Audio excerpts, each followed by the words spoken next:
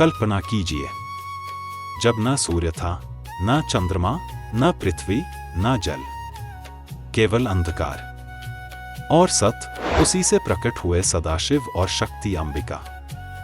फिर हुआ काशी का प्रादुर्भाव और सदाशिव से विष्णु, विष्णु बने नारायण और उनसे उत्पन्न हुए 24 तत्व। उनकी नाभि से निकले ब्रह्मा, लेकिन तभी प्रकट हुआ अग्निस्तंभ, ज्योतिर्लिंग स्वरूप महादेव। न ब्रह्मा उसका शिखर जान सके, न विष्णु उसका मूल।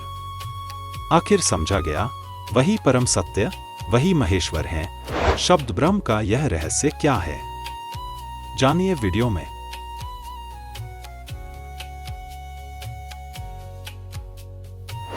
ओम नमः शिवाय। हर हर महादेव। सृष्टि के आदि और अंत, स्वयं महाकाल की महिमा।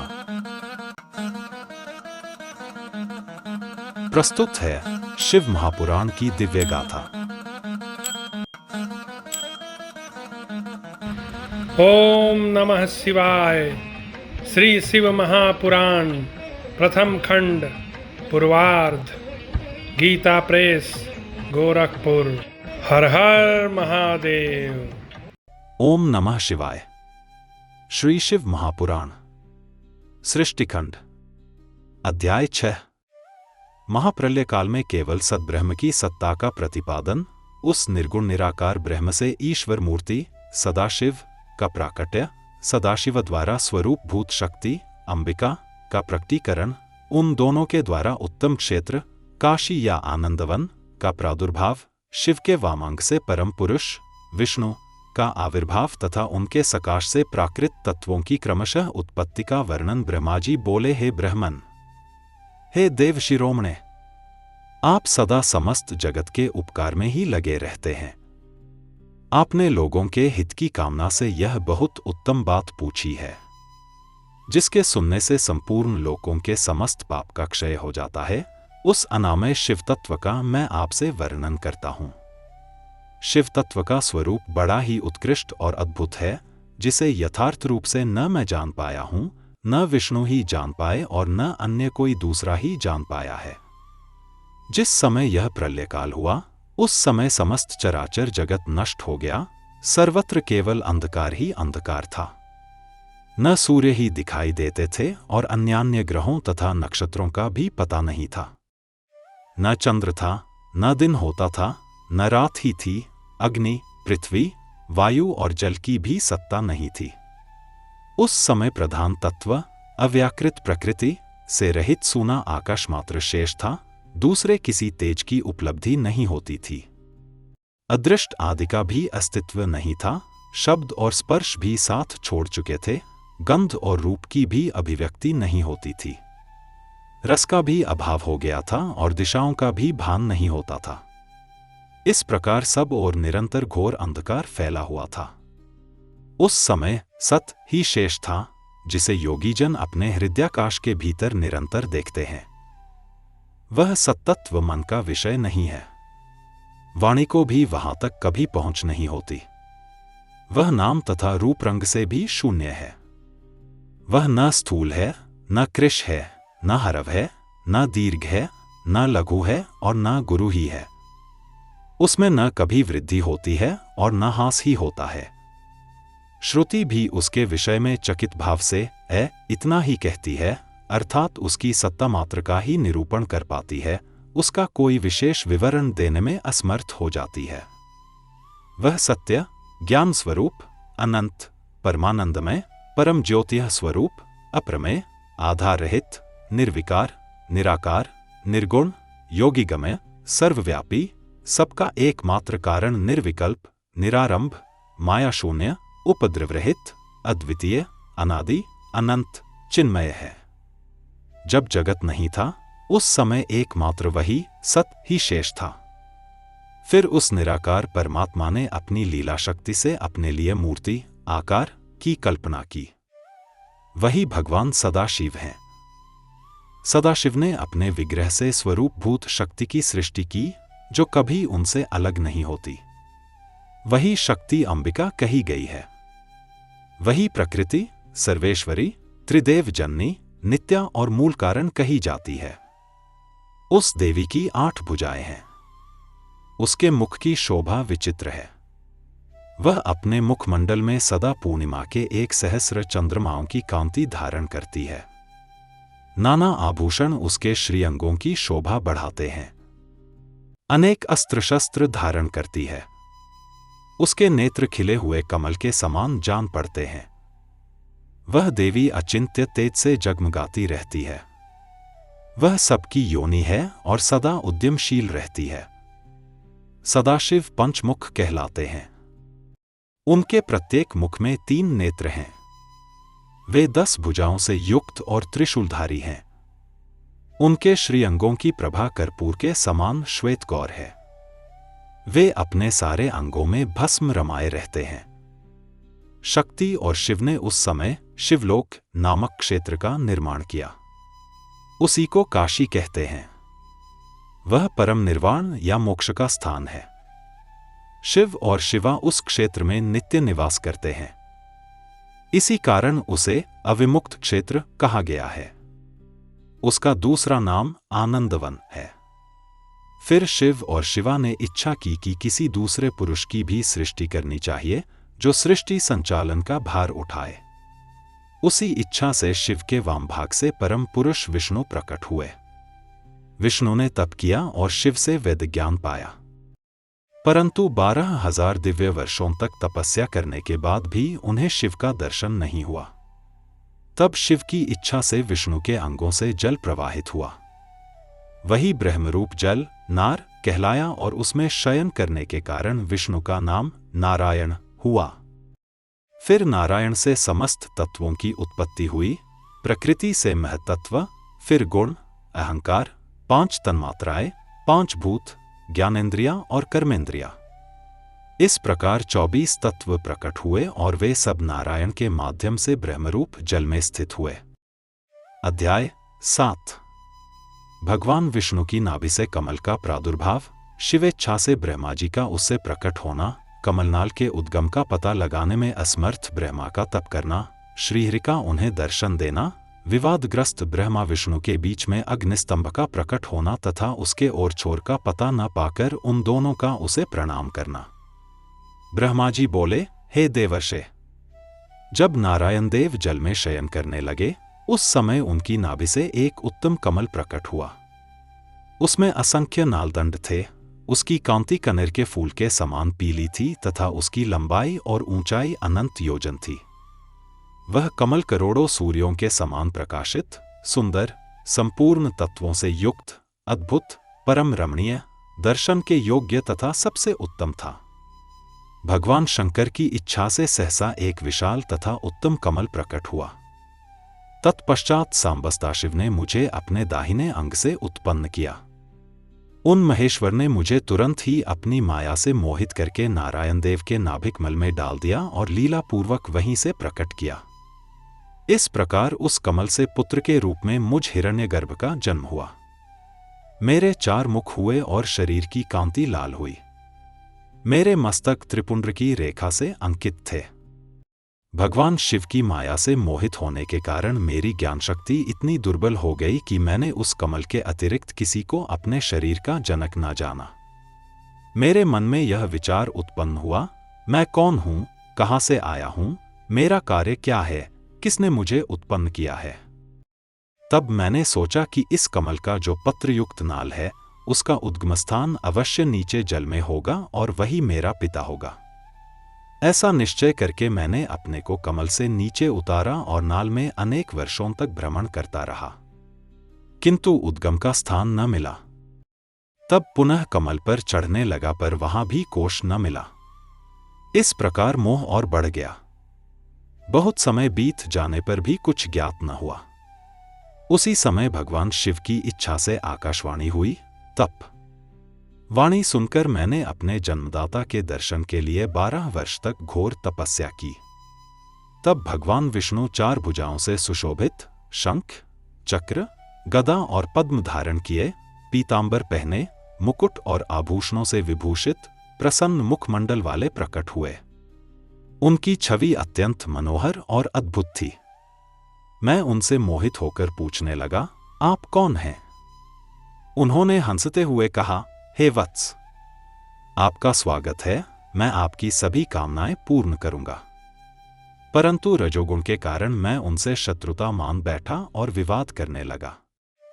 मैंने कहा, मैं ही सृष्टिकर्ता, अजन्मा और परमेश्वर हूं, आप मुझे हे वत्स क्यों कह रहे हैं? तब भगवान विष्णु क्रुद्ध होकर बोले, हे ब्राह्मण, आप मेरी नाभिकमल से उत्पन्न हुए हैं।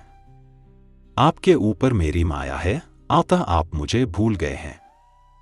मैं ही कर्ता, भरता और हरता हूं। समस्त जगत मुझ में व्याप्त है। उनकी बात सुनकर मैं पुनः क्रोधित हुआ और दोनों में युद्ध होने लगा। उसी समय एक अग्निस्तंभ प्रकट हुआ, आदि, मध्य और अंत से रहित, हजारों ज्वालाओं से प्रज्वलित। उसे देखकर हम दोनों स्तंभित रह गए। तब विष्णु बोले, हम दोनों इसकी परीक्षा करें। आप ऊपर जाइए, मैं नीचे जाता हूं। ऐसा कहकर विष्णु वाराह का रूप धारण करके नीचे गए और मैंने हंस का रूप धारण करके ऊपर प्रस्थान किया। बहुत काल तक हम दोनों प्रयास करते रहे, किंतु उस अग्निस्तंभ का आद्यंत न जान सके। इधर अत्यंत तीव्र गति से नीचे की ओर जाते हुए महातेजस्वी विष्णु बहुत प्रकार से भ्रमण करते रहे, किंतु महावाराह रूपधारी विष्णु उस ज्योतिर्लिंग के मूल का अल्प भाग भी न देख सके। हे अरिसूदन, तब तक मैं भी उस ज्योतिर्लिंग के अंत का पता लगाने के लिए वेग से ऊपर की ओर जाता रहा। यत्नपूर्वक उस ज्योतिर्लिंग के अंत को जानने का इच्छुक मैं अत्यंत परिश्रम के कारण थक गया और उसका अंत बिना देखे ही थोड़े समय में नीचे की ओर लौट पड़ा।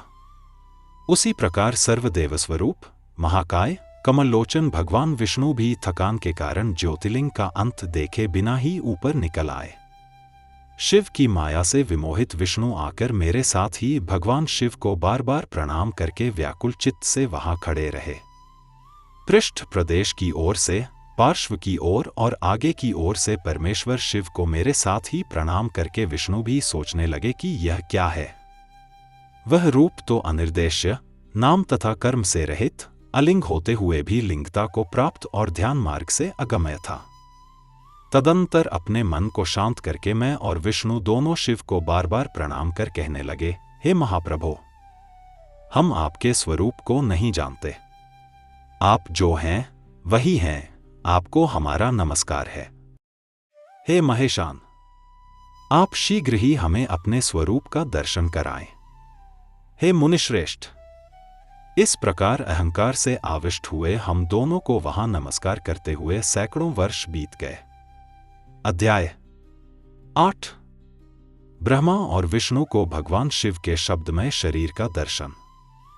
ब्रह्मा जी बोले, मुनिश्रेष्ठ नारद, इस प्रकार हम दोनों देवता गर्वरहित हो निरंतर प्रणाम करते रहे। हम दोनों के मन में एक ही अभिलाषा थी कि इस ज्योतिर्लिंग के रूप में प्रकट हुए परमेश्वर प्रत्यक्ष दर्शन दे। दीनों के प्रतिपालक, अहंकारियों का गर्व चूर्ण करने वाले तथा सबके प्रभु अविनाशी शंकर हम दोनों पर दयालु हो गए। उस समय वहां ओम ओम ऐसा शब्दरूप नाद प्रकट हुआ जो स्पष्ट रूप से प्लुत स्वर में सुनाई दे रहा था। जोर से प्रकट होने वाले उस शब्द के विषय में यह क्या है, ऐसा सोचते हुए समस्त देवताओं के आराध्य भगवान विष्णु मेरे साथ संतुष्ट चित्त से खड़े रहे।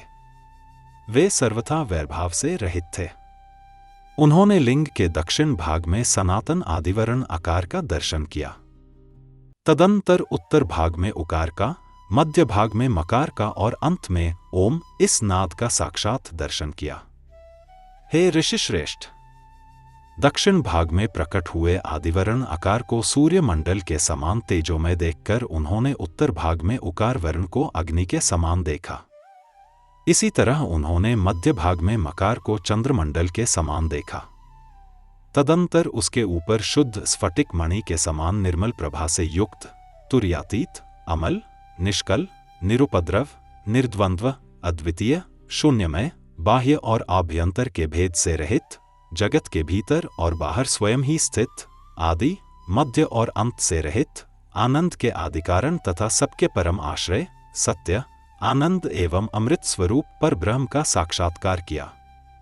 उस समय श्रीहरि यह सोचने लगे कि यह अग्निस्तंभ यहां कहां से प्रकट हुआ है, फिर इसकी परीक्षा करें। मैं इस अनुपम अग्निस्तंभ के नीचे जाऊंगा। ऐसा विचार करते हुए श्रीहरि ने वेद और शब्द दोनों के आवेश से युक्त विश्वात्मा शिव का चिंतन किया। तब वहां एक ऋषि प्रकट हुए जो ऋषि समूह के परम सार रूप माने जाते हैं। उन्हीं ऋषि के द्वारा परमेश्वर श्री विष्णु ने जाना कि इस शब्द ब्रह्म में शरीर वाले परम लिंग के रूप में साक्षात पर ब्रह्म स्वरूप महादेव जी ही यहां प्रकट हुए। ये अचिंत्य रुद्र हैं, जहां जाकर मन सहित वाणी उसे प्राप्त किए बिना ही लौट आती है। उस पर ब्रह्म परमात्मा शिव का वाचक एकाक्षर प्रणव ही है। उस परम कारण नीचे जाऊंगा। ऐसा विचार करते हुए श्रीहरि ने वेद और शब्द दोनों के आवेश से युक्त विश्वात्मा शिव का चिंतन किया। तब वहां एक ऋषि प्रकट हुए जो ऋषि समूह के परम सारूप माने जाते हैं। उन्हीं ऋषि के द्वारा परमेश्वर श्री विष्णु ने जाना कि इस शब्द ब्रह्म में शरीर वाले परम लिंग के रूप में साक्षात पर ब्रह्म स्वरूप महादेव जी ही यहां प्रकट हुए। ये चिंतारहित अथवा अचिंत्य रुद्र हैं, जहां जाकर मन सहित वाणी उसे प्राप्त किए बिना ही लौट आती है। उस पर ब्रह्म परमात्मा शिव का वाचक एकाक्षर प्रणव ही है, वे इसके वाच्यार्थ रूप हैं। उस परम कारण रित, सत्य, आनंद एवं अमृत स्वरूप परात्पर पर ब्रह्म को इस एकाक्षर के द्वारा ही जाना जा सकता है। प्रणव के एक अक्षर आकार से जगत के बीजभूत अंड जन्मा भगवान ब्रह्मा का बोध होता है। उसके दूसरे एक अक्षर उकार से परम कारण रूप श्रीहरि का बोध होता है और तीसरे एक अक्षर मकार से भगवान नीलोहित शिव का ज्ञान होता है। अकार सृष्टि करता है, उकार मोह में डालने वाला है और मकार नित्य अनुग्रह करने वाला है।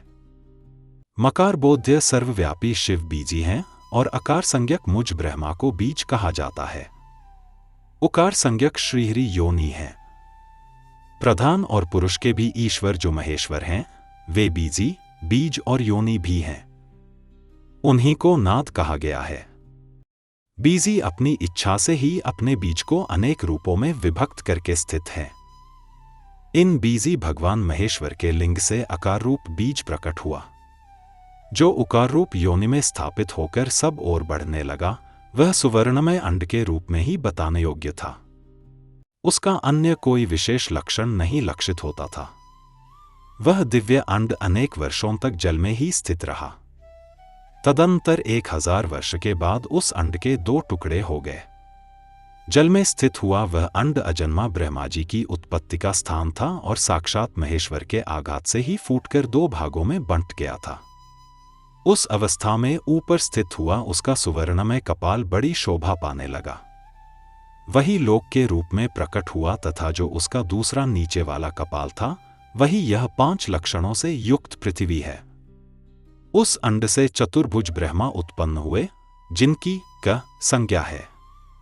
वे समस्त लोकों के सृष्टा हैं। इस प्रकार वे भगवान महेश्वर ही अ, उ और इन त्रिविध रूपों में वर्णित हुए हैं। इसी अभिप्राय से उन ज्योतिर्लिंग स्वरूप सदाशिव ने ओम ओम ऐसा कहा। यह बात यजुर्वेद के श्रेष्ठ मंत्र कहते हैं। यजुर्वेद के श्रेष्ठ मंत्रों का यह कथन सुनकर ऋचाओं और साम मंत्रों ने भी हमसे आदर पूर्वक यह कहा, हे हरे, हे ब्राह्मण, यह बात ऐसी ही है। इस तरह देवेश्वर शिव को जानकर श्रीहरि ने शक्ति संभूत मंत्रों द्वारा उत्तम एवं महान अभ्युदय से शोभित होने वाले उन महेश्वर देव का स्तवन किया। इसी बीच में विश्वपालक भगवान विष्णु ने मेरे साथ एक और भी अद्भुत एवं सुंदर रूप को देखा। हे मुने, वह रूप 5 मुखों और 10 भुजाओं से अलंकृत था। उसकी कांति कर्पूर के समान गौर थी। वह नाना प्रकार की छटाओं से और भांति भांति के आभूषणों से विभूषित था। उस परम उदार, महापराक्रमी और महापुरुष के लक्षणों से संपन्न अत्यंत उत्कृष्ट रूप का दर्शन करके मेरे साथ श्रीहरि कृतार्थ हो गए। तत्पश्चात परमेश्वर भगवान महेश प्रसन्न होकर अपने दिव्य शब्दमय रूप को प्रकट करके हंसते हुए खड़े हो गए। ह्रस्व आकार उनका मस्तक और दीर्घ आकार ललाट है। इकार दाहिना नेत्र और इकार बाया नेत्र है। उकार को उनका दाहिना और उकार को बाया कान बताया जाता है। ऋकार उन परमेश्वर का दाया कपोल है और कार उनका बाया कपोल है। लृ और लुए उनकी नासिका के दोनों छिद्र हैं। एकार उन सर्वव्यापी प्रभु का ऊपरी ओष्ठ है और एकार अधर है।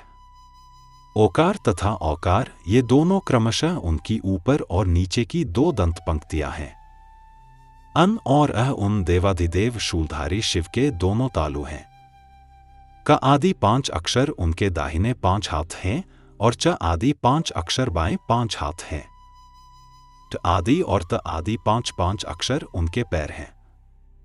पकार पेट है। फकार को दाहिना पार्श्व बताया जाता है और बकार को बाया पार्श्व। भकार को कंधा कहा जाता है। मकार उन योगी महादेव शंभु का हृदय है। यसे लेकर सतक य र ला व श तथा स ये 7 अक्षर सर्वव्यापी शिव की 7 धातुएं हैं। हकार को उनकी नाभि और क्षकार को नासिका कहा जाता है।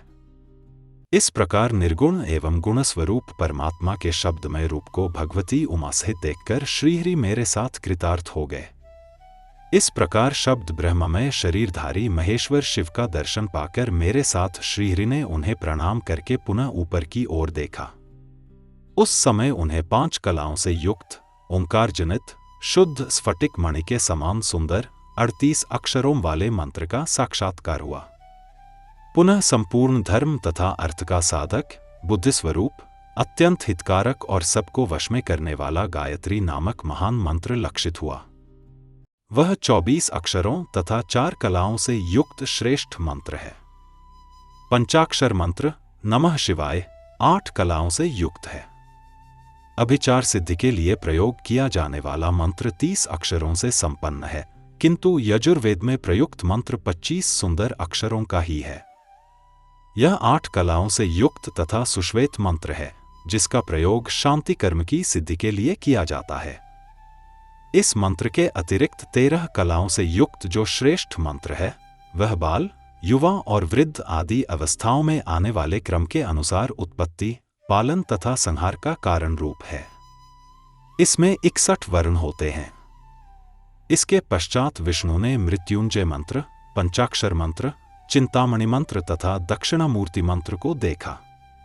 इसके बाद भगवान विष्णु ने शंकर को तत्वमसि वही तुम हो यह महावाक्य कहा। इस प्रकार उक्त 5 मंत्रों को प्राप्त करके भगवान श्रीहरि उनका जप करने लगे। इसके पश्चात ऋक्, यजुः, सामरूप वर्णों की कलाओं से युक्त ईशान, ईशों के मुकुट, पुरातन, पुरुष, अघोर हृदय, मनोहर, सर्वगुह्य, सदाशिव तांडव नृत्यादि कालों में वामपाद पर अवस्थित रहने वाले महादेव, महान सर्पराज को आभूषण के रूप में धारण करने वाले, चारों ओर चरण और नेत्र वाले, कल्याणकारी, ब्रह्मा के अधिपति, सृष्टि स्थिति सहार के कारणभूत, वरदायक सांबमहेश्वर को देखकर भगवान विष्णु प्रसन्न मन से प्रिय वचनों द्वारा मेरे साथ उनकी स्तुति करने लगे। ओम नमः शिवाय। हर हर महादेव। सृष्टि के आदि और अंत, स्वयं महाकाल की महिमा